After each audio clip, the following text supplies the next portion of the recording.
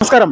തൃശ്ശൂരിൽ സുരേഷ് ഗോപി ചരിത്ര വിജയം നേടിയ സമയത്ത് ഇവിടെയുള്ള 7 നിയോജക മണ്ഡലങ്ങളിൽ വലിയൊരു മുന്നേറ്റമാണ് അദ്ദേഹം നടത്തിയത്. അതിൽ 6 മണ്ഡലങ്ങളിൽ ഒന്നാം സ്ഥാനത്തെത്തുകയും ചെയ്തു. അതിൽ ഏറ്റവും പ്രധാനമായിട്ട് നാട്ടിക നിയോജക മണ്ഡലമാണ്. 14,000-ന് മുകളിൽ വോട്ടുകൾക്കാണ് അവിടെ സുരേഷ് ഗോപി ലീഡ് ചെയ്തത്. ഇപ്പോൾ നാട്ടികയുടെ BJP-യുടെ മണ്ഡല സെക്രട്ടറി നമ്മളിപ്പോൾ ചേരുകയാണ്. ചേട്ടാ നമസ്കാരം. പേരെന്തായിരുന്നു ചേട്ടാ? ഗോകുൽ കരിപ്പള്ളി. ഒരു പ്രധാനപ്പെട്ട വിഷയം ചോദിക്കണം.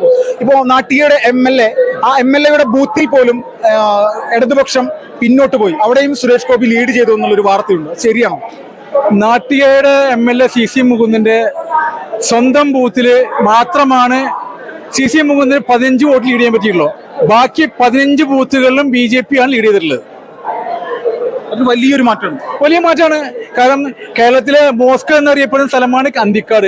ഈ അന്തിക്കാടാണ് BJP ഇങ്ങനെ മറ്റു 2 കക്ഷികളെയും ഓവർടേക്ക് ചെയ്തുകൊണ്ട് ഒന്നാം സ്ഥാനത്ത് എത്തിയിട്ടുള്ളത്. പാർട്ടി ഗ്രാമങ്ങളിലെ BJP-യുടെ മുന്നേറ്റം അത് നിലനിർത്താൻ സാധിക്കുന്നു. അത് തീർച്ചയായും നിലനിർത്താൻ പറ്റും. ഞങ്ങളിപ്പോൾ ചിട്ടയായിട്ട് പ്രവർത്തനമാണ് കാഴ്ചവെച്ചുകൊണ്ടിരിക്കുന്നത്. മുൻകാലങ്ങളെ അപേക്ഷിച്ച് നമ്മൾ വളരെ അടക്കം ചുറ്റോടുകൂടി വളരെ നല്ല രീതിയിലുള്ള പ്രവർത്തനം മുന്നോട്ട് കാഴ്ചവെച്ചുകൊണ്ടിരിക്കുകയാണ് ഞങ്ങൾ. എത്രത്തോളം പ്രതീക്ഷകളാണ് സുരേഷ് ഗോപി ഇവിടെ എത്തുന്ന സമയത്ത്?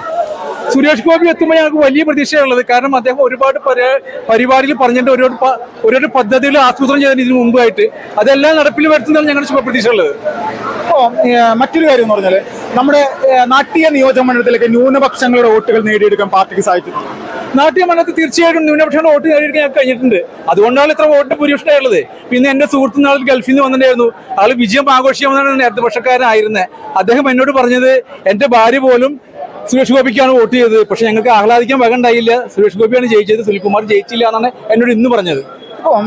മറ്റൊരു കാര്യം എന്ന് പറഞ്ഞാൽ നമ്മൾ ഇന്ന് നമ്മുടെ മുരളീധരൻ ഒരു വിഷയം പറഞ്ഞിട്ടുണ്ട്.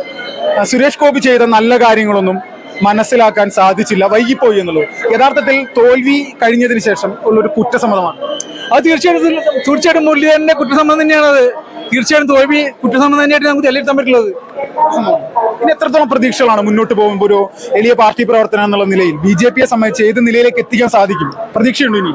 ഞങ്ങൾക്ക് വൻ പ്രതീക്ഷകളാണുള്ളത്. കാരണം ഞങ്ങള് ഗ്രാമപഞ്ചായത്ത് അന്തിക്കാട് ഗ്രാമപഞ്ചായത്ത് CC മുകുന്ദനടക്കമുള്ള ഗ്രാമപഞ്ചായത്ത്, ഈ ഗ്രാമപഞ്ചായത്തെ കുറിച്ച് പറയുമ്പോൾ ഈ K. രാജൻ റവന്യൂ മന്ത്രിയാണ്. K. രാജൻ അന്തിക്കാട്ടുകാരാണ്. CC Mukundan Nattika MLA CC Mukundan അന്തിക്കാട്ടുകാരനാണ്. അതുപോലെ തന്നെ സുനിൽകുമാർ അന്തിക്കാട്ടുകാരനാണ്. ആ സ്ഥലത്താണ് ഞങ്ങൾക്ക് ഈ ചരിത്രപരമായ മുന്നേറ്റം കാഴ്ചവെക്കാൻ കഴിഞ്ഞിട്ടുള്ളത്. ഞങ്ങൾക്ക് വൻ പ്രതീക്ഷയുണ്ട്. വരുന്ന ഗ്രാമപഞ്ചായത്ത് തെരഞ്ഞെടുപ്പിൽ ഞങ്ങൾക്ക് വൻ വിജയം നേടാൻ കഴിയും. അതുപോലെ തന്നെ അസംബ്ലി തെരഞ്ഞെടുപ്പിൽ ഞങ്ങൾ വൻ വിജയം തന്നെ കൈവരിക്കും. സംശയമൊന്നുമില്ല. എന്താണ് നാട്ടിൽ പറയുന്ന സുനിൽകുമാറിന്റെ VS സുനിൽകുമാറിന്റെ മണ്ഡലത്തിലടക്കം അവർ ചെയ്തിരുന്ന പ്രവർത്തനങ്ങളിൽ ജനങ്ങൾക്ക് എന്താണ് അസംതൃപ്തി? നാട്ടികയെ കുറിച്ച് പറയുകയാണെങ്കിൽ പക്ഷേ സത്യത്തിൽ എന്താ പ്രതീക്ഷ എന്ന് വെച്ചാല് ഇവര് വൻ വാഗ്ദാനങ്ങളെല്ലാം പറയും, ഒന്നും നടപ്പിലാക്കുന്നില്ല. ഇപ്പൊ അന്തിക്കാട് ഗവൺമെന്റ് ഹോസ്പിറ്റൽ, ഒരു സൗകര്യങ്ങളില്ലാത്ത ഗവൺമെന്റ് ഹോസ്പിറ്റല്, അന്തിക്കാട് സെൻട്രൽ ഹൈമാ സ്റ്റേറ്റ് കത്താതെ കണ്ട് 3 വർഷമായി. അതൊന്ന് റിപ്പയർ ചെയ്യാൻ പോലും ഇരിക്കൊണ്ട് കഴിഞ്ഞിട്ടില്ല. അതുപോലെ പകൽ പീഡനം കെട്ടി നമ്മുടെ പ്രതിപക്ഷ നേതാവായ VS അച്യുതാനന്ദൻ വളരെയേറെ കൊട്ടിഘോഷിച്ച് ഉദ്ഘാടനം ചെയ്തതാണ്. അത് ഇന്ന് അടഞ്ഞു കിടക്കുകയാണ്. ആൾക്കാർ ചീട്ട് കളിക്കുകയാണ്, വിറക് ഉണക്കുകയാണ് അവിടെയുള്ളത്.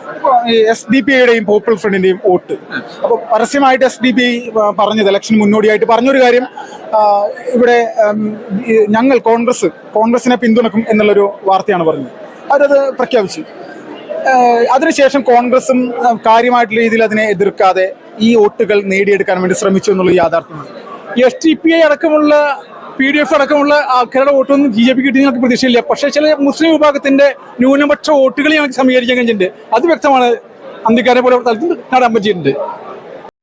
ചേച്ചി നമസ്കാരം. നമസ്കാരം. ചേച്ചി പേരെന്തായിരുന്നു? പ്രസീത. സംഘടനയുടെ ചുമതല അല്ലെങ്കിൽ മണ്ഡലം ഏതാണ്? സോഷ്യൽ മീഡിയയുടെ ജില്ലാ മെമ്പറാണ്. നാട്ടിക മണ്ഡലം. നാട്ടിക മണ്ഡലത്തിലാണല്ലോ ഏറ്റവും കൂടുതൽ BJP-ക്ക് വോട്ട് ലഭിച്ചത്. ചേച്ചിയുടെ ബൂത്തിലേക്ക് എന്താണ് അവസ്ഥ? എല്ലാവരും നല്ല റെസ്പോണ്ടാണ്. നമുക്ക് SJക്ക് വോട്ട് ചെയ്തു എന്ന് ഇങ്ങടാണ് നമ്മളോട് പറയുന്നത്. നമ്മൾ അങ്ങോട്ട് ചോദിക്കുന്നതിനേക്കാളും കൂടുതൽ അവർ ഇങ്ങടാണ് പറഞ്ഞുകൊണ്ടിരിക്കുന്നത്.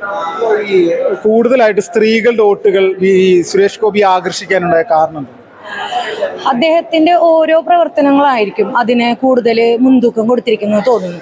കാരണം സുരേഷ് ഏട്ടൻ എന്ന് പറഞ്ഞ ഒരു സെലിബ്രിറ്റി, അദ്ദേഹം തൃശ്ശൂരിന് വേണ്ടിയിട്ട് ഒരുപാട് നല്ല കാര്യങ്ങൾ ചെയ്തിട്ടുണ്ട്. പകുതിയോളം മാത്രമേ പുറത്തേക്ക് വന്നിട്ടുള്ളൂ ജനങ്ങളുടെ ഇടയിലേക്ക്. പകുതിയോളം അവിടെ മറഞ്ഞു നിൽക്കുകയാണ്. ഒരുപാട് നല്ല പ്രവൃത്തി ചെയ്ത ഒരു മനുഷ്യനാണ് സുരേഷ് ഏട്ടൻ. അതുകൊണ്ട് തന്നെയായിരിക്കും അദ്ദേഹത്തിന്റെ ഈ ഒരു വിജയം തൃശ്ശൂരുകാർക്ക് വന്നത് എന്നും കൂടി ഞാൻ ഈ വേളയിൽ പറയുകയാണ്. മറ്റൊരു പ്രധാനപ്പെട്ട ഒരു കാര്യം, ഇന്ന് കെ മുരളീധരൻ ഒരു പ്രസ്താവന നടത്തിയിട്ടുണ്ട്. നമ്മളെല്ലാവരും ശ്രദ്ധിച്ചിട്ടുണ്ടാവണം. സുരേഷ് ഗോപി ചെയ്ത നല്ല കാര്യങ്ങൾ മനസ്സിലാക്കാൻ വൈകിപ്പോയി എന്നുള്ളത് യഥാർത്ഥത്തിൽ ഒരു കുറ്റസമ്മതമല്ലേ? തോൽവിയുടെ ഭാഗമായിട്ടുള്ള ഒരു കുറ്റസമ്മതമായിട്ട് കാണാൻ പറ്റും? അങ്ങനെ കാണാൻ പറ്റുമെന്ന് തോന്നണില്ല. കാരണം എന്താ വെച്ചാല് സുരേഷ് ഏട്ടന് വേണ്ടിയിട്ട് എല്ലാവരും നല്ലൊരു റെസ്പോണ്ടാണ് ഞാൻ ഇതുവരെ കേട്ടിരിക്കുന്നത്. എനിക്ക് അതിനെ കുറിച്ച് കൂടുതൽ പറയാൻ. സ്ഥാനാർത്ഥികൾ വലിയ വിമർശനങ്ങളായിരുന്നല്ലോ സുരേഷ് ഗോപിക്കെതിരെ.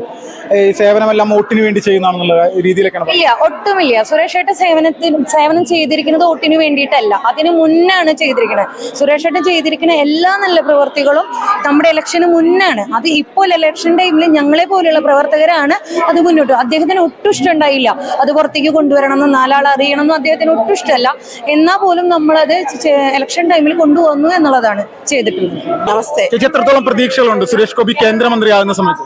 പ്രതീക്ഷകൾ എന്ന് പറഞ്ഞു കഴിഞ്ഞാൽ കേരളത്തിന് വേണ്ടിയിട്ട്, കേരളത്തിന്റെ വികസനം ഉറപ്പായിട്ടും കേരള ജനത ഉറ്റുനോക്കിക്കൊണ്ടിരിക്കുന്ന കുറച്ച് കാര്യങ്ങളുണ്ട്. അതിനെക്കാട്ടിലും പക്കയായിട്ട് ഒരുപാട് വികസനങ്ങൾ എന്തായാലും തൃശ്ശൂർ മാത്രമല്ല കേരളത്തിൽ മൊത്തം ഉണ്ടാകും. അത് ഉറപ്പാണ്. ഇതിപ്പോ BJPക്ക് ഈ ഒരു വിജയം പഞ്ചായത്ത് ഇലക്ഷനിലും നിയമസഭ ഇലക്ഷനൊക്കെ നേടിയെടുക്കാൻ സാധിക്കുമെന്ന് പ്രതീക്ഷിക്കുന്നുണ്ടോ? അതിനുള്ള സംഘടന അവർക്ക് കൂടി ഉണ്ടോ? ഇല്ല, ഞാൻ പറയുന്നത് ചേട്ടനിപ്പോ വന്നിട്ടല്ലേ ഉള്ളൂ. ചേട്ടൻ പ്രവർത്തിച്ചു തുടങ്ങാൻ പോവുകയാണ്. പ്രവർത്തിച്ചു തുടങ്ങാൻ പോകാൻ നമുക്ക് ഒരിക്കലും പറയാൻ പറ്റില്ല. കാരണം 2 വട്ടം ചേട്ടൻ നിന്നിട്ട് വിജയം നേടിയിട്ടുള്ള ആളല്ല. പക്ഷെ ആ സമയത്തൊക്കെ ആള് കുറെ വാഗ്ദാനങ്ങളൊക്കെ തൃശ്ശൂരിന് കൊടുത്തിരുന്നു. അതെല്ലാം 1 by 1 ആയിട്ട് ആള് നിറവേറ്റിയിട്ടുണ്ട് ഇതുവരെ ഉള്ളത്. അപ്പൊ ഇനി മുമ്പോട്ടുള്ള കാര്യങ്ങൾ ആള് ചെയ്യുമെന്ന് തന്നെയാണ് 100% നമ്മൾ ഉറപ്പായിട്ടും നമ്മൾ അങ്ങനെ തന്നെ വിചാരിക്കുന്നത്. അത് നടപ്പിലാക്കും ചേട്ടൻ. BJPയുടെ സംസ്ഥാന അധ്യക്ഷൻ കെ സുരേന്ദ്രന്റെ ഒരു പ്രസ്താവന ഇന്ന് വന്നിരുന്നു. കേട്ടിരുന്നോ എന്നറിയില്ല. CPM ഇവിടെ ഒരു കേരളത്തിലൊരു മുസ്ലിം മുഖ്യമന്ത്രിക്ക് വേണ്ടിയിട്ട് ഇങ്ങനെ വെയിറ്റ് ചെയ്തുകൊണ്ടിരിക്കുകയാണെന്നുള്ള രീതിയിൽ അതൊരു ആരോപണമായിട്ട് അദ്ദേഹം പറഞ്ഞിട്ടുണ്ട്.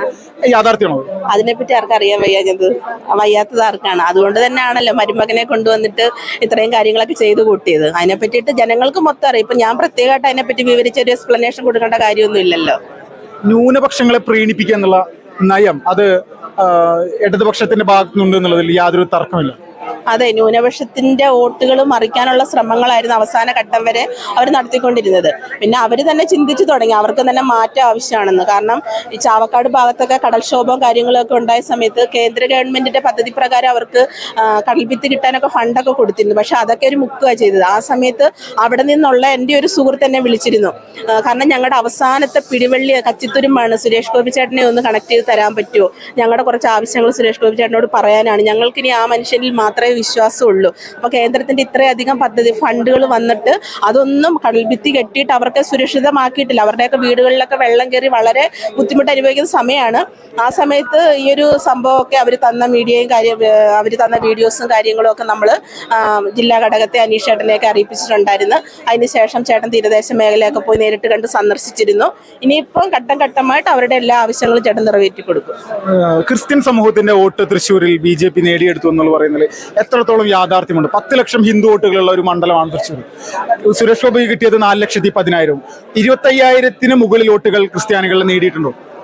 തീർച്ചയായിട്ടും. കാരണം എന്താന്ന് വെച്ചാൽ ഒരു കിരീടം വെച്ചതിന്റെ വിഷയം അറിയാലോ, അത് ഭയങ്കര വിവാദമായിരുന്നു. കാരണം ചേട്ടന്റെ കുടുംബത്തിൽ ഇങ്ങനെ സ്ത്രീകളെ വരെ തേജോവധം ചെയ്യുന്ന രീതിയിലുള്ള വിമർശനങ്ങളായിരുന്നു അന്ന് ഉണ്ടായിരുന്നത്. പക്ഷെ അതിനകത്ത് എത്രത്തോളം സത്യം ഉണ്ട് എന്നുള്ളത് ഞാൻ നേരിട്ട് അവിടുത്തെ പള്ളിയിൽ പോയിട്ട് ആ ബിഷപ്പിനെ കണ്ട് സംസാരിച്ചതാണ്. അപ്പൊ അവർക്കൊരു ഇതുമായിട്ട് യാതൊന്നും പറയാനില്ല. കാരണം ഇത് പൊതുജനം ഏറ്റെടുത്തിട്ടും അതുകൊണ്ട് രാഷ്ട്രീയക്കാർ ഏറ്റെടുത്തിട്ടും കൗൺസിലർമാർ ഏറ്റെടുത്തും ചെയ്ത കാര്യങ്ങളാണ്. അപ്പോൾ ഉറപ്പായിട്ടും നമ്മൾ വോട്ടിനിറങ്ങിയ സമയങ്ങളിൽ ബൂത്തുകളിൽ ക്രിസ്ത്യൻ ഫാമിലിയിലൊക്കെ ചെല്ലുമ്പോൾ അവർക്ക് നല്ല റെസ്പോണ്ടാണ്. അവർ പറയുന്നത് പോസിറ്റീവായിട്ടാണ് നമ്മളോട് പെരുമാറുന്നത്.